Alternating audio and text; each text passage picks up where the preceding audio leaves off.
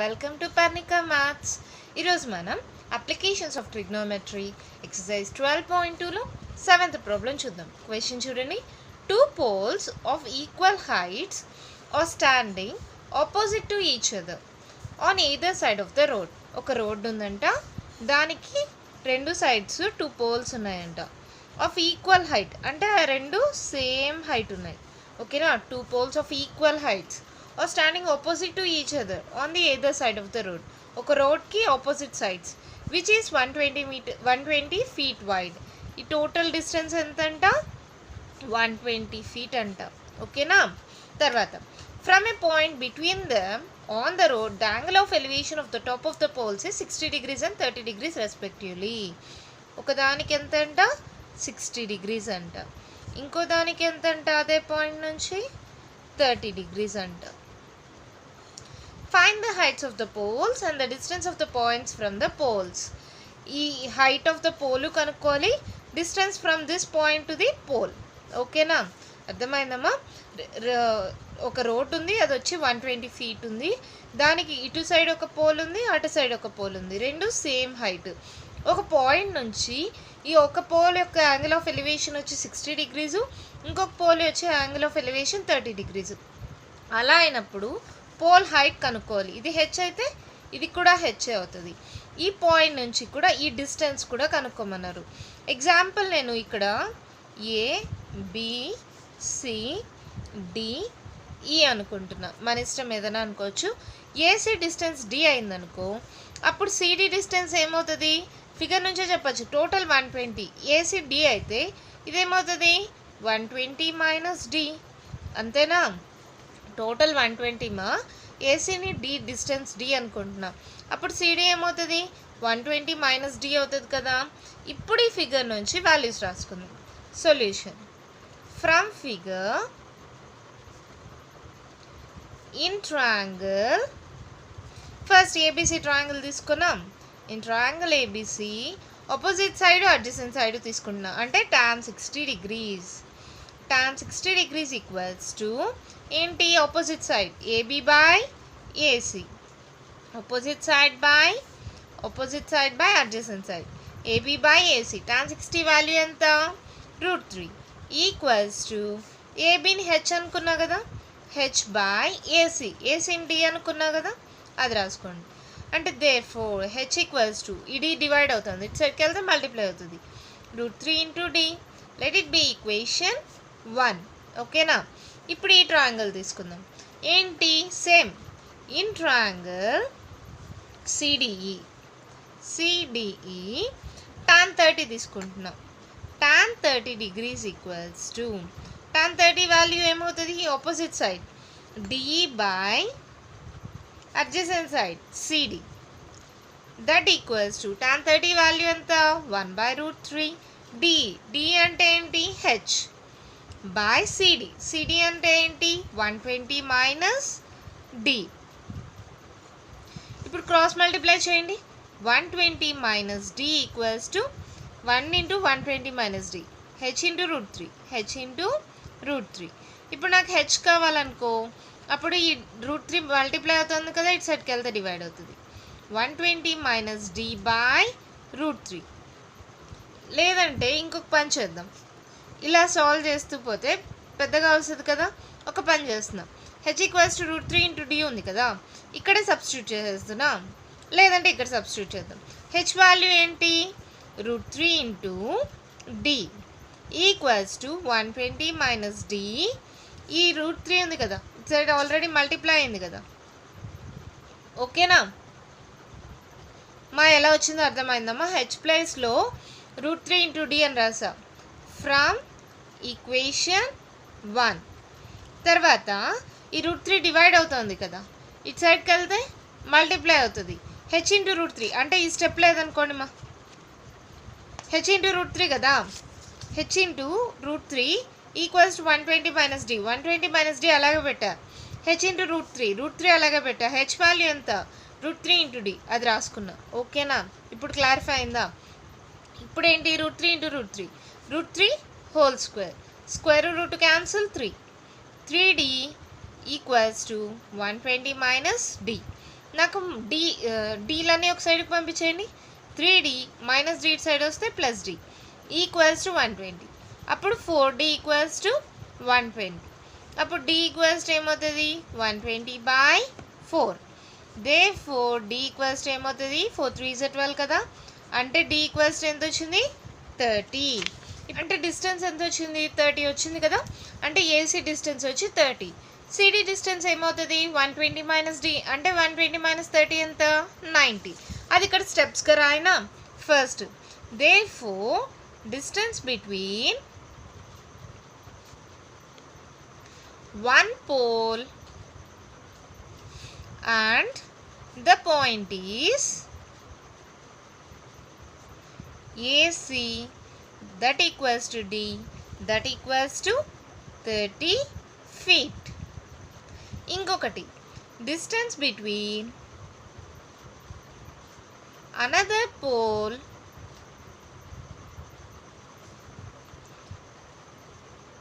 and the point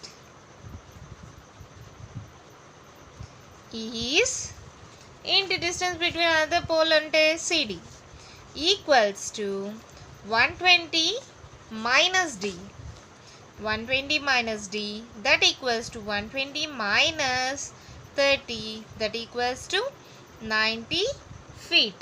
ఇక్కడ 120 feet అన్నాడు కదమ్మా, మెజర్మెంట్ 120 feet కాబట్టి ఇది కూడా 30 feet, ఇది 90 feet. తర్వాత ఏమన్నారు find the height of the poles అన్నారు కదా. therefore height of the poles, the height of the poles equals to h that equals to క్వశ్చన్లో ఈక్వేషన్ 1 ఏంటి √3 into d కదా, √3 into d sense from equation 1 అని రాసుకోండి. ఎక్కడి నుంచి అంటే d వాల్యూ ఎంత √3 into d వాల్యూ ఎంతమ్మా మనకి 30 that equals to 30 into √3 value ఎంత 1.732 కదా. సాల్వ్ చేద్దామా. 1732 into 3, 3 2s are 6, 3 3s are 9, 7 3s are 21, 3 1s are 3, 4 5 ఎంత వచ్చింది 5196 is 0. పాయింట్ తర్వాత డిజిట్స్ 1 2 3 1 2 3 ముందర పాయింట్ 51.960 ఫీట్. అంతే, ప్రాబ్లం అయిపోయింది. ఏం చేసాము మళ్ళీ ఒకసారి చూద్దామా. రెండు పోల్స్ ఉన్నాయి, అవి రెండు సేమ్ హైట్, ఒక పాయింట్ ఉంది దాని మధ్యలో. ఇది మొత్తం డిస్టెన్స్ ఎంత 120 feet. ఈ డిస్టెన్స్ నాకు తెలియదు కాబట్టి డి అనుకున్నా. అది ఇప్పుడు ఆటోమేటిక్గా ఏమవుతుంది 120 minus d. ఈ యాంగిల్ ఆఫ్ ఎలివేషన్ 60 degrees ఇచ్చారు, ఈ యాంగిల్ ఆఫ్ ఎలివేషన్ 30 degrees ఇచ్చారు. tan 60 యూజ్ చేస్తే ఒక ఈక్వేషన్ వచ్చింది, దీన్ని ఇంకొక దాంట్లో సబ్స్టిట్యూట్ చేస్తే tan 30లో సబ్స్టిట్యూట్ చేస్తే డిస్టెన్స్ ఎంత వచ్చింది 30 వచ్చింది. ఒక డిస్టెన్స్ 30, ఇంకో డిస్టెన్స్ 120 minus 30 90 వచ్చింది. తర్వాత హైట్ వచ్చి √3 into dలో d వాల్యూ సబ్స్టిట్యూట్ చేస్తే హైట్ వచ్చి 51.960 ఫీట్ వచ్చేసింది. ఎంత ఈజీగా ఉంది కదా. నెక్స్ట్ ప్రాబ్లం చూద్దామా. క్వశ్చన్ చూడండి. ఇట్స్ వన్ క్వశ్చన్ చూడండి. The angles of elevation of the top of a tower from 2 points at a distance of 4 meters and 9 meters. Find the height of the tower from the base of the tower and in the same straight line with it or complementary. ఏంటంట ఒక tower ఉందంట, దాని height కనుక్కోమన్నారు. అదేంటంటే 2 points నుంచి ఈ top most పాయింట్ని view చేశారు. ఒకటి వచ్చి 4 meters డిస్టెన్స్లో ఉందంట, ఇంకొకటి వచ్చి 4 + 5 మొత్తం 9 meters డిస్టెన్స్లో ఉందంట. ఓకేనా, మొత్తం ఇది 9 meters అనేది ఇది ఇక్కడ నుంచి ఇక్కడికి. అర్థమవుతుందా. నాకు పాయింట్స్ తెలియదు కదా, ABCD. ఇప్పుడు చూడండి క్లియర్గా చెప్తాను. ఒక టవర్ ఉంది, AB అనే టవర్ అనుకోండి. ఒక 4 meters నుంచి యాంగిల్ ఆఫ్ ఎలివేషన్ ఎంతో నాకు తెలీదు. తర్వాత మళ్ళీ ఇంకొక పాయింట్కి వెళ్ళి 9 meters డిస్టెన్స్లో నుంచి ఈ టవర్ని చూసాడు, టాప్ మోస్ట్ పాయింట్. కాకపోతే ఏమిచ్చాడు చూడండి, మళ్ళీ క్వశ్చన్ చదువుతా. The angle of elevation of top of towers from 2 points at a distance of 4 meters and 9 meters. First ఒక పాయింట్ నుంచి 4 meters పాయింట్ నుంచి టాప్ యాంగిల్ ఆఫ్ ఎలివేషన్ టాప్ని చూసాడు. తర్వాత 9 మీటర్స్ డిస్టెన్స్ నుంచి top most point of a టవర్ని చూశాడు. Find the height of the tower, height కనుక్కోమన్నాడు. Let it be H from the base of the tower, ఇక్కడ నుంచి A to B, and in the same straight line with it are complementary. ఈ angle of elevations ఉన్నాయి కదా, ఈ రెండింటిని కలిపితే 90 degrees అంట. అంటే ఒకటి తీటా అయితే ఇంకోటి ఏమవుతుంది 90 మైనస్ తీటా. అర్థమైందమ్మా? ఇక్కడ రాస్తున్నా చూడండి. Let one angle be theta, then next angle becomes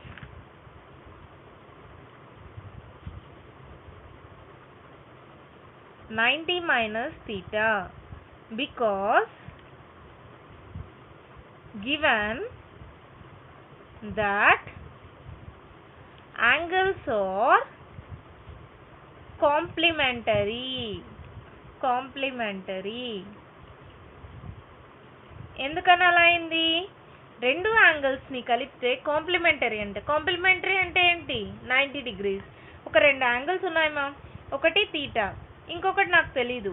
ఆ యాంగిల్స్ రెండింటిని కలిపితే 90 degrees అంట.